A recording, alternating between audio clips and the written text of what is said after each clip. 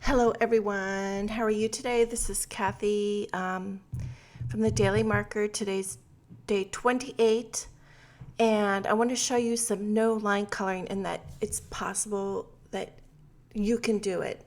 I just think it's a way to make it easier. This is my card. I guess you could dub it as a mixed media because the background is with Copic marker, and then the image from Gina K Designs is colored with pencils. So this is what my pencil shavings look like, and I finished late last night and I'm just trying to finish this up now. But I really enjoyed this. Super, I can't wait for you to see it. Okay, so I'm coloring the background with B97. I question if it's a little too dark, but it doesn't matter. So this actually, I think, almost takes the most time. Like any project, sometimes the prep work is what takes the most time because you just have to be very careful going around all those edges and in those tight little areas between the flower and the stems. You could not do the area between the stems and do it like there's more greenery. But, whatever's up to you. So, just take your time, put on a TV show, call a friend, put them on speaker, and just do that while you're coloring this because you're not thinking about it. You're just going through the motions. But you want to go slow and take your time here. Of course, you can use a zero blender to remove the ink if you go out of the lines, but it is a dark color, so you'd have to work at it a little bit. Okay, so my video today, there's going to be a series of speeds, regular speed, medium, and then super quick. Like you don't need to watch me color this whole background. I'm going to slow it down because I want to show you my rag technique again, but it really is true. I do it all the time. And it's perfect for something like this because look at all those lines. I didn't saturate my background. I just put on some color. So you can see the amount I'm putting on my nubby rag here. Always put the lid on, and I'm just putting the corners in there. I'm moving that color around, and then I'm laying it down, picking it up. You're like, no duh, Kathy, right? But this is not slowed down or anything. This is the exact process. Since it's not saturated, I can lay it down on there for a second and then lift it up, and then I kind of fluff up the nib there. You can, to get in the small nooks and crannies, you can kind of put it in a ball and tamper it around your project. If your cloth is too saturated, you don't want to hold it down as long, and you can experiment with that. But I'm heat setting it because I want to move on and I don't want anything to happen with my paper. So I have a dark colored pencil here, and I think as far as colored pencils go, I don't know, I haven't done a review. I just kind of go with it. But the point is that I think it's the point that matters to keep that tip sharp, especially going around the image. And this is a little bit more work, but I think it's what really defines the coloring. And actually, when I'm done with this dark colored pencil, just going around the image and getting in those little nooks, it's like you could really just leave it like this for kind of a different artistic look and just stamp a large sentiment on top and call it a day. So just be patient with this. All good things come with time. So just now I'm speeding this up and just move along your image. I actually colored over some of the greenery, but whatever, you're not going to notice that in the end. I mean, you can't analyze what you forgot to do or what you didn't do right. If it looks good or good enough, like no one's going to notice. So I'm just moving around here. I'm going to super speed that, and then we'll move on to the daffodils. So actually my video, this is the sharper dark. I can't find my metal one, but I love these. I've tried other ones, but this one's just working for me now. I have a metal one that's just like this and I can't find it. This is a plastic one. So now I have a powder blue colored pencil, and I'm just adding some shading and some lines, mostly a series of lines. And this image gives you lines. I'm adding a line down the petal. You guys know how I like to do that. But there's a lot of lines in this illustration, so it really gives you a lot of guidance. So you can basically just go over those lines of the image and then, of course, fill in the nooks and crannies. So I really think, and just take a notice, look at, well, obviously I stamped this in blue ink, but it really looks cool just like it is without adding anything. Or you could just add the powder blue pencil and call it a day. So, so I just had to say that again. Sorry, but the textured background really gives it interest, and it doesn't, you don't have to spend a lot of time saturating that paper so you didn't see the lines that you saw when I colored it, because I colored it quick because I knew I'd be using that rag technique. Now, as you can see, I'm just moving around the image, adding lines with this pencil. And this video was like an hour and a half. So I cut out all the times I sharpened my pencil and the times I turned the paper so you wouldn't get dizzy. I tried to anyway. And this, it's hard to see the shaping up because these are light colors that I'm putting on here first. But with colored pencils, it's just kind of layers of color. Now you do want to be careful when you're coloring about the dust from the colored pencils. These don't seem to give a lot of dust, but the more you're sharpening, since this one doesn't collect the shavings, you're a little bit more at risk here. Now later during my coloring, I'll be putting Kleenex over the areas I'm not coloring so my hand can rest on it so I don't smudge anything. But right now there's plenty of room for my hands off the image. Now as you, I don't want to keep saying it, you can see, but I picked up a darker color and I'm just highlighting those lines that I drew on the petals, and that's super easy. There's a half line on these petals, and I just connected it to the flower. I don't care if these look realistic or not. So I'm just starting to add to the nooks and crannies and just to kind of draw your eye in.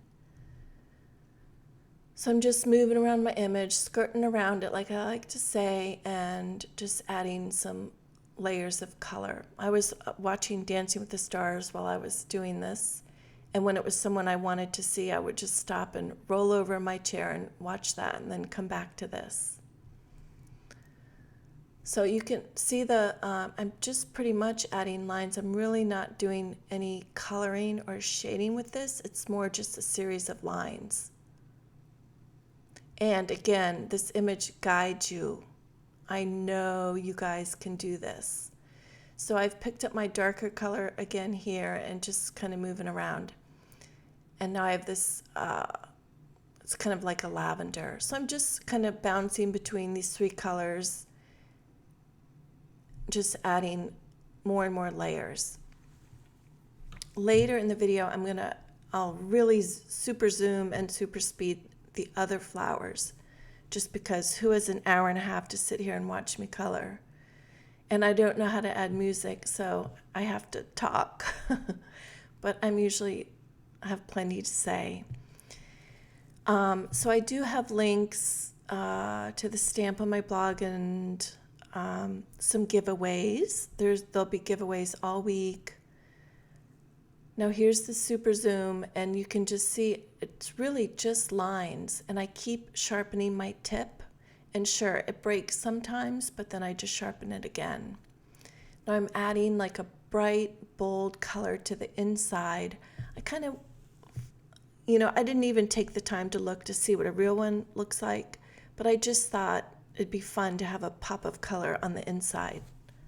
Something to attract the pretend bees, I guess. What else? So while I do this, here's where I'm adding that line. You can see it closer now. It's just kind of like a Y, a long Y with a tail. And just see how it's easy to connect it to that petal. And then I go over that dark purple with that on one side of that. Okay, so I just wanted to thank you guys for everything during the coloring challenge. You know, there's 2 more days. For the last day, I have to work ahead. I have a video for you, but I still have a lot to do on it. But anyways, you guys just always make it such a rewarding experience. And I truly am inspired when I look at what you're uploading. And if you're not uploading, don't worry about it. You're coloring. And if you're thinking, well, I didn't color for 30 days, you must know you need to pat yourself on the back right now, because I'm sure that it's more than what you have colored, and that's all that matters. If you've colored more than normal, I would consider it a success. And I hope you look at your day 1 or whenever your first day was, and then the last day that you do it, and see if you notice any difference. Are you coloring the nooks and crannies now? Have you noticed a little bit more depth to your coloring? Are you enjoying it more? Do you see differences? I would bet that 80% of you, and I would even venture to say 100% of you, see a difference in your coloring. And hopefully the most important part is that you feel better. You feel good coloring. And the hardest part for me, and for I'm sure some of you have mentioned, is not comparing yourself to other people's. I mean, I have my fantasy colorers, and I do feel inferior. But then I'm like, Kathy, you got to practice what you preach. I mean, but I think everyone has something that they want to elevate to their coloring. But I can tell you, whenever I go in a gallery and I look at some of the things that people have in a gallery, I'm like, you know what? I guess I am good at this, because art is, I guess my husband, I like more realistic kind of things, and a lot of things in galleries aren't. So anyway, enough about that. I'm just bambling on, and you guys probably think I sound really stupid, but okay, so now, as it's best to start at the top and move down, but sometimes when you're coloring, you have to rotate your paper. So just be aware of where your hand is and what it's sitting on, so it doesn't smudge your coloring.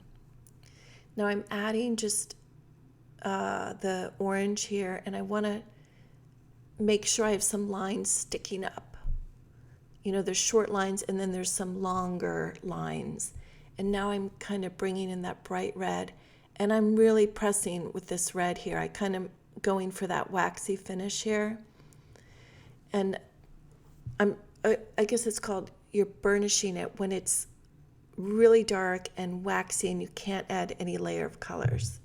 But I call it just waxing out. Now I've picked up my dark color, and I'm just adding more of that shading. And I have to be honest, I was a little afraid when I colored the first flower, and then I went to color the second one. I'm like, am I going to be able to do this again? But honestly, those lines in the image, they really help you. And not all 2 flowers look alike. So you have to give yourself that, just to know that too. Now I'm thinking this is just the beginning of a daffodil or a daffodil bloom, but I just went with more lines, darker color, just so it looked a little different, like it's just opening up. And, now it's kind of getting late and I need to get to bed, so I'm just coloring it whichever way I feel.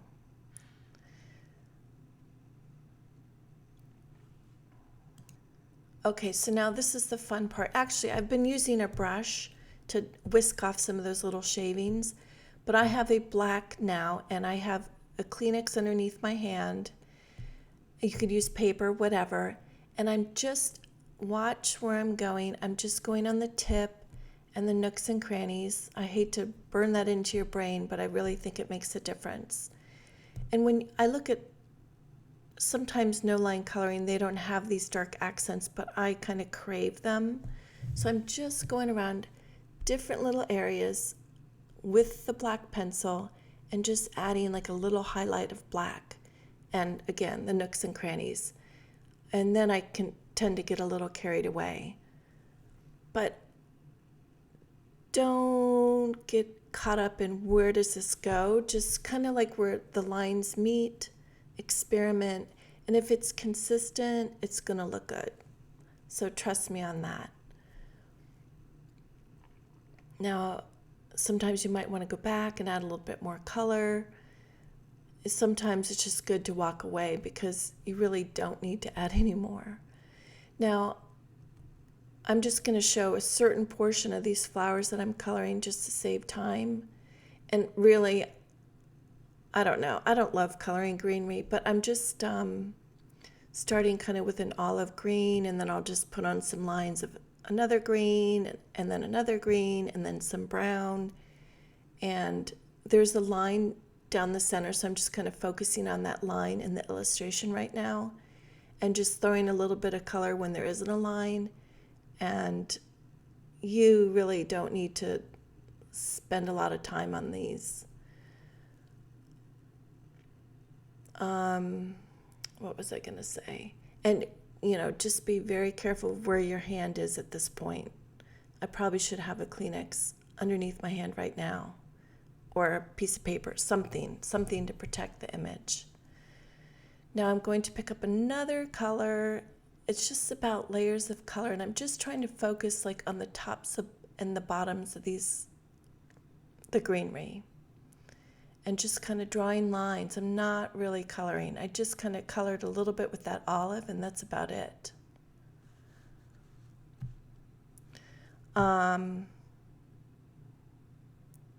So what else?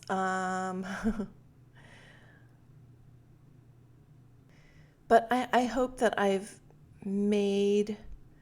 don't feel like I'm a good communicator, and I just wanted to say thanks, and I'll say thanks again in my other videos, but I'm just really grateful for you guys, your support, the participation. And again, if you're not sharing what you're doing and you're just participating at home, that's great too. I get those vibes. But I hope that I'm conveying my gratitude. I guess that's what I want to say. Okay, so now I've picked up a darker green, and then this is a dark brown. I'm just kind of adding lines with the dark brown and the dark green. And, I'm just adding more color for interest. I'm not paying any attention to where shadows might go or where the light's coming from or anything like that. I want the flowers to be the focus. And again, this isn't about light and all that. Now, this is the first time this happened with these pencils, but my lead totally came out. Sometimes if you drop a pencil or something, the lead breaks on the inside, and that I've heard that's why you have to sharpen it over and over, because the lead is broken. So I just picked up a different color instead.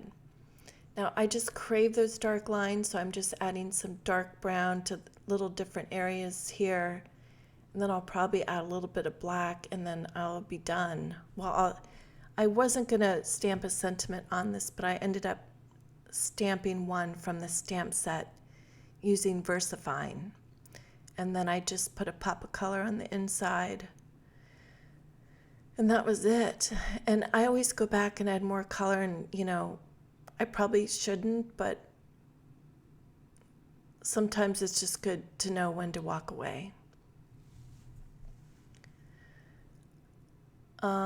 What else? I guess that's it. So I don't know about tomorrow, but the next day I'll have another video using watercolor and picking up the color with a brush on your tip of a watercolored pencil. So don't forget to click on my blog for the giveaway and a thumbs up if you like this. And thank you so much. And see you tomorrow. Have a great day. All right, bye.